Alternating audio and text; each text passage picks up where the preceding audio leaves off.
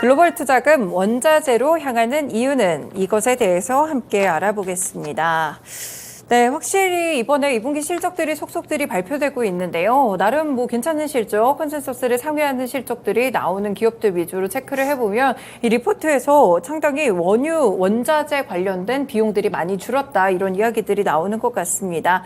글로벌 자금이 좀 원자재로 이동하고 있다고 하는데 얼마나 유입되고 있을까요? 네, 지금 전 세계 원자재 가격을 측정하는 블룸버그 상품 현물 지수가 지난달 한 6% 정도 상승하면서 2022년 3월 이후에 가장 큰 상승폭을 기록을 했고요. 또 지금 미국에 상장되어 있는 원자재와 관련한 ETF가 한 20개가 넘는데요. 네. 그동안에는 4개월 연속으로 자금이 약간은 빠져나가는 추세였지만요. 지난달에만 4,500억 원이 넘는 자금이 이쪽으로 유입이 됐습니다.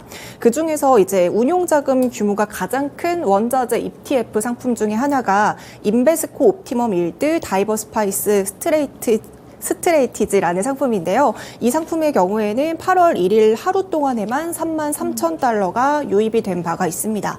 지금 국내에서도 농산물 ETF에 자금이 좀 몰리면서 7월 중순에는 타이거 농산물 선물이라던가 코덱스 3대 농산물 선물 이쪽에 자금이 몰리면서 2차 전지 ETF보다 훨씬 더 수익률이 높았고요. 지금 전체 순자산의 20%가 넘는 금액이 5거래일 만에 유입이 되면서 2차 전지 섹터보다 훨씬 더 상승세가 두드러졌다는 것을 확인을 할 수 있습니다. 그리고 최근에 다시 또 유가도 슬금슬금 오르는 추세인데요. 그러면서 코덱스 WTI 원유 선물은 지금 한 달 동안의 수익률이 한 12% 정도를 넘겼습니다. 네, 최근에 헤드라인으로 봤던 기사가 이제 인플레이션이 다시 한번 좀 꿈틀거린다 얘기가 있었는데 그 상승의 중심에 원유 그리고 이제 곡물 가격이 좀 있다는 그런 보도였습니다. 사실 이렇게 좀 자금이 몰리고 있다는 건 분명히 무슨 이유가 있을 것 같아요. 네. 곡물 가격부터 체크를 해보면 어떤 요인들이 다시 한번 이렇게 곡물가 상승을 좀 부추기고 있을까요? 이제 올해 초에 비해서는 그래도 이제 밀이라던가 옥수수, 대두 가격이 어느 정도 안정화되고 네. 있습니다. 근데 최근 들어서 다시 곡물 쪽의 가격이 슬금슬금 오르는 모습들을 보여주고 있는데요. 가격 상승의 원인은 크게 여러 가지가 있겠지만 첫 번째로는 기후적인 요인이 있을 것 같고요. 두 번째로는 각 나라들이 이제 통제를 하기 시작하면서 네. 수요와 공급 문제에서 또 이제 가격이 상승하고 있습니다. 지금 기후에 대한 부분은 한 번씩 다뤘던 바가 있는데요. 지금 엘니뇨로 인해서 가뭄이 심해지면서 생산을 하는데 상당히 차질을 빚고 있고요. 지금 미국 역시 5대 밀 수출 국가 중 하나입니다. 근데 지금 엘니뇨로 인해 가지고 원래 지금쯤이면 밀의 색깔도 어느 정도 금색으로 바뀌어야 되고 높이도 한 이 정도까지 올라와야 되는 상황인데요. 워낙에 가뭄이 심하다 보니까 지금은 그렇지 않은 상황이라고 해요. 그래서 거의 한 90% 이상이 수확을 할 수 없는 상태라고 하고 있고요. 네. 그래서 미국의 밀 수출 예상량은 작년보다 한 4% 감소하면서 1971년 이후에 최저치를 달성할 수 있겠다라는 전망이 함께 나오고 있습니다. 더불어서 지금 태국 같은 경우에도 가뭄이 굉장히 심각하면서 물 부족 현상이 심해지고 있는데요. 그러면서 지금 태국 정부에서도 쌀을 생산할 때 워낙에 물이 많이 들다 보니까 쌀 생산량에 대해서 감축을 해라라고 권고를 하고 있다고 합니다. 중국도 지금 태풍 피해에 대한 기사들이 계속 나오고 있잖아요. 네. 그러면서 이제 중국의 경우에는 허난성 이쪽이 주요 곡물 생산지인데요. 장기간 호우가 좀 지속되면서 여름 곡물 생산량이 한 1% 정도 감소했고요. 그러면서 이제 허난성 쪽에 곡물 생산량의 75%를 차지하고 있는 가을 수확량 역시 상당히 많이 줄어들 것으로 예상되고 있습니다. 확실히 기후위기가 이제 진짜 우리 삶에 영향을 미친다 이런 생각이 좀 드는 것 같은데 네. 전 세계적으로 이렇게 좀 기후 요인 때문에 일단 전반적으로 곡물에 대한 공급 자체가 좀 줄어들고 있는 모습이 나오고 있습니다. 물론 이것도 있겠지만 사실 어떤 모멘텀이라고 할까요? 딱 시점이라고 한다면 러시아 측에서 흑해곡물 협정을 종료한 시점일 것 같거든요. 네, 맞습니다. 이제 곡물 가격이 본격적으로 급등하기 시작한 그 시점이 말씀해 주신 것처럼 러시아의 흑해곡물 수출 협정 종료 발언 이후에 그때부터 이제 가격이 오르기 시작을 했는데요. 아시는 것처럼 러시아는 밀 수출국 1위고요. 우크라이나는 4위에 되는 나라입니다. 그래서 이 둘을 합치면 전 세계 밀 공급량이 한 30%를 차지하는데요. 그래도 그동안에는 이 협정이 유지가 되면서 공급을 수입을 하는데 그렇게 커다란 차질은 없었습니다. 하지만 이번에 러시아가 협정 종료 발표를 하면서 그 시점을 기점으로 곡물 가격이 오르기 시작을 했고요. 그러면서 지금 IMF가 예상하는 바로는 러시아의 흑해 곡물 수출 협정 종료로 인해서 곡물 가격이 지금보다 한 15% 이상 상승할 것이다 라고 전망을 하고 있습니다. 그래서 지금 우크라이나에서는요, 다른 항만을 통해서 우회적으로 수출을 하는 방법들을 고심을 하고 있는 상황이거든요. 하지만 이제 다른 항만을 이용할 경우에는 거리 자체가 멀어집니다. 그렇기 때문에 이동하는데 비용이 많이 든다라는 것이고요. 이 비용이 늘어나는 것은 결국에는 수출 비용 상승으로 이어지기 때문에 이게 결국에는 또다시 인플레이션을 자극하는 요소가 될 수 있습니다. 그리고 또 한 가지 문제는 이렇게 우크라이나에서는 우회적으로 수출하는 방법들을 고심하고 있는데 또 러시아에서는 여러 가지 항구라던가 인프라를 또 공격하고 있는 맞죠. 상황이에요. 네. 그래서 좀 시설들을 훼손시키는 것도 또 우회적으로 수출할 수 있는 방법을 좀 차단하는 것이기 때문에 이런 위기 요인들도 같이 나오고 있는 것 같습니다. 지금 수요보다는 확실히 공급적인 요인들이 더 많은 것 같은데 여기에다가 이제 인도에서도 쌀 수출과 관련된 조치를 좀 취한 것 같아요. 네. 이 부분은 어떤 소식일까요?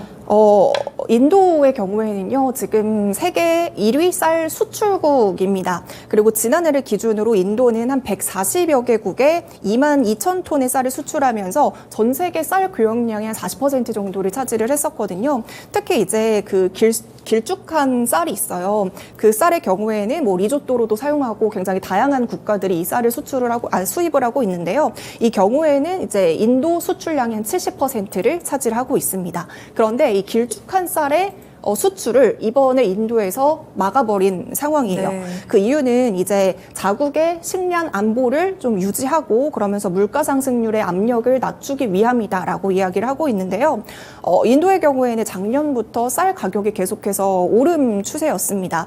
작년 10월 이후부터는 한 30% 이상 인도 쪽의 쌀이 가격이 오르기 시작하면서 인도 내부에서 상당히 이제 식량 인플레이션이 커지게 됐는데요. 네. 이번에 인도 정부에서 이런 식량 인플레를 잡겠다라고 선언을 한 겁니다. 이미 인도의 경우에는요, 이번에 수출 금지를 했던 이 쌀이 2007년에도 수출 금지령을 내린 바가 있었거든요. 네. 그 이후에 다시 수출 금지령을 해제를 했지만 그 당시에 바스마티 쌀의 가격은 그 기간 동안 30%가량 상승을 했던 적이 있습니다. 그래서 결국에는 인도 쌀의 70%를 차지하고 있다라고 말씀을 드린 만큼 이 쌀에 의존하는 국가가 필리핀이라던가 아프리카라던가 말레이시아 이런 쪽이거든요. 아무래도 신흥국은 특히나 이런 식량이 가장 중요하기 때문에 여기서 약간 취약계층들에게 좀 상당히 영향을 줄 것이다라고 이제 시장에서도 전망을 하고 있고요. 지금 인도 쪽에서 쌀 수출을 갑자기 이제 금지를 하니까 미국이랑 뭐 여러 가지 지역에서는 쌀 가격들이 갑자기 급등하는 모습들을 보여주고 있고요. 그래서 지금 미국 내부에서는 약간 쌀을 사재기하는 그런 현상들도 함께 벌어지고 있다고 합니다.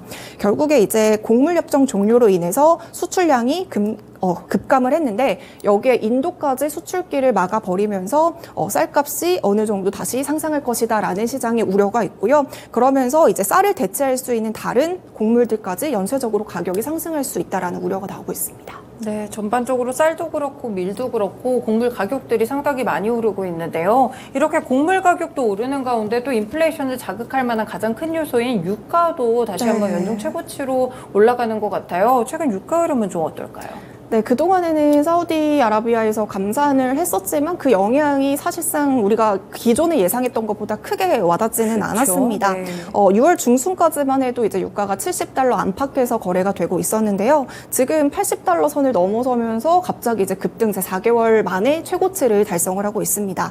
특히 이제 이번에 8월까지 사우디아라비아에서 100만 배럴을 감산하겠다라고 했던 기간을 이제 9월까지로 연장시키겠다라고 이제 지난주에 또다시 발표를 하면서 그때 또다시 유가가 급등을 하기 시작했고요. 앞으로도 감산이 연장이 되거나 그 감산하는 폭을 더 늘릴 수 있다라고까지 예고를 하면서 국제 유가를 조금 더 끌어올리고 있습니다. 최근에 이제 미국의 그 신용 등급 강등에 대한 있었죠. 이슈가 있었잖아요. 네. 그러면서 시장에서는 어느 정도 약간 우려하는 부분들도 있었긴 했지만요. 지금 미국 내부에서 또 고용 지표도 상당히 좋게 나오고 있고 또 물가도 둔화되면서 지표가 좀 좋아지는 모습들을 보여주고 있습니다. 더불어서 지금까지 미국에 발표된 기업들의 실적도 한 82% 정도가 기대치보다 좋게 나오면서 경제 성장에 대한 우려가 해소가 되고 있는 상황이거든요. 그런데 국제 유가가 이제 다시 올라가기 시작하면 네네. 이런 부분들이 다시 자극이 돼서 다시 되돌림 현상이 될 수 있겠다라는 우려도 함께 나오고 있습니다. 이에 따라서 지금 유가들이 계속해서 올라가고 있는 만큼 최근에 또 골드만삭스에서는 유가가 하반기까지 배럴당 93달러까지 오를 수도 있겠다라는 전망도 내놓고 있습니다. 네, 그렇군요. 확실히 좀 여러 가지가 다 오르는 것 같습니다. 유가까지도 좀 요동치는 모습들이 나오는 것 같은데 오르는 원자재 가격들 몇 가지 더 체크를 해볼게요. 철근 가격도 최근에 많이 오르지 않았을까요? 2020년대에는 이제 철근 가격이 톤당 61만 원대였거든요. 네. 그런데 이제 2021년 들어서 갑자기 철근 쇼크가 왔습니다. 그러면서 가격이 많이 올랐는데요. 그 당시에 100만 원까지 돌파하면서 상당히 가격을 많이 끌어올렸고요. 올해 5월에서 6월까지도 철근 가격이 계속해서 오르다가 그래도 이제 최근 들어서 점점점 떨어지면서 지금은 80만 원대에서 거래가 되고 있습니다. 다만 시멘트 가격은 지금 계속해서 인상을 발표를 하고 있어요. 시멘트 업체들이. 그러면서 이제 근 2년 동안 시멘트 업체들이 한 4번 정도의 가격 인상을 발표를 했었는데요. 네. 이제 건설업계 입장에서는 이렇게 시멘트 가격이 오르면 또 분양비에 상당히 부담을 줄 수 있다. 이렇게 얘기를 하고 있는 입장입니다만 지금 아파트의 원가를 살펴보면 시멘트 비용이 아파트의 분양가에서 차지하고 있는 비중이 상당히 적다는 것을 확인을 할 수가 있는데요. 그 비중이 1%도 되지 않습니다. 0.5% 수준이고요.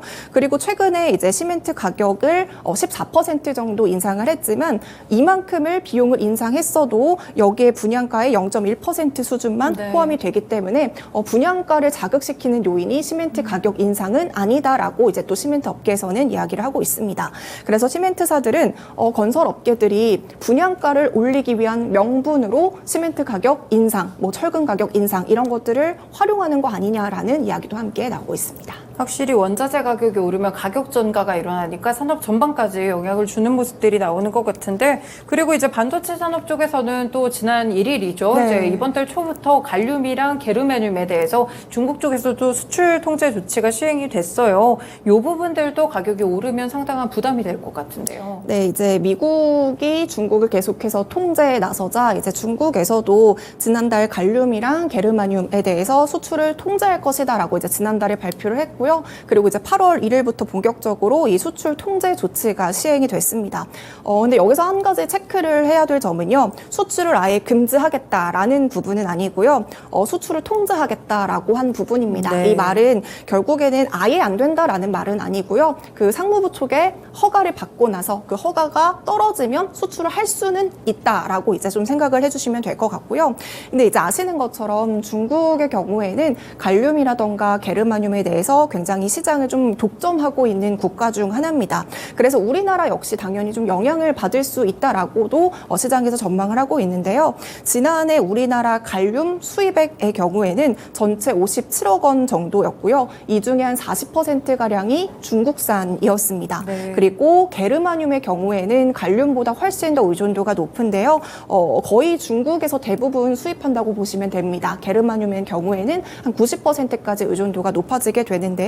지금 갈륨의 경우에는 한 달 동안에만 가격이 한 20% 정도 상승을 했고요. 게르마늄의 경우에도 한 2% 정도 상승을 한 상황입니다. 그래도 좀 다행인 것은 이제 반도체라던가 디스플레이 같은 경우에는 게르마늄 갈륨 이렇게 좀 수입처를 네네. 다변화했던 부분들이 있기 때문에 이 영향이 좀 제한적일 것이다. 한국에서는 제한적일 것이다라고 전망을 하고 있고요. 또 이제 우리나라 주력인 메모리 반도체 네네. 경우에는 갈륨을 사용하지 않습니다. 이 갈륨은 또 차세대 반도체 쪽에서 사용을 하고 있기 때문에 아직까지는 차세대 반도체가 연구하는 단계에서만 그 정도의 양으로 사용을 하기 때문에 이번 수출 통제가 그렇게 영향이 크지 않을 것이다라고 이야기를 하고 있습니다. 더불어서 이제 디스플레이, LCD LCD 쪽에서 사용되는 갈륨의 경우에는 예전에도 한번 디스플레이를 다룬 적이 있지만 LCD의 경우에는 지금 우리나라 기업들이 점점 사업을 줄여나가고 있는 추세입니다. 맞죠. 그렇기 때문에 그만큼 갈륨에 대한 수요도 줄어들 것이다라고 이제 줄어든 상황이고요.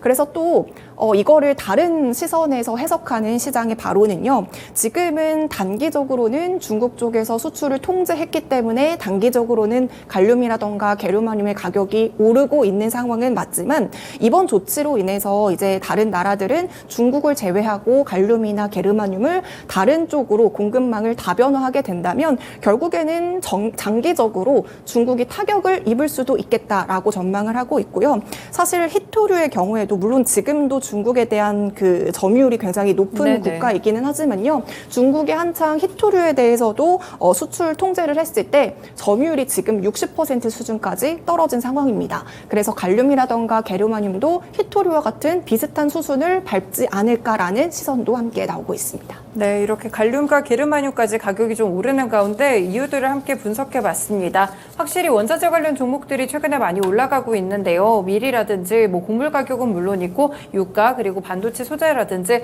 여러 가격들이 오르는 가운데 시장에 대한 영향은 굉장히 선별적으로 나타나고 있습니다. 이 부분 참고해 보시면서 투자 전략에 활용해 보시면 좋을 것 같습니다. 일부 쉬운 이슈 읽어주기 시간이었습니다.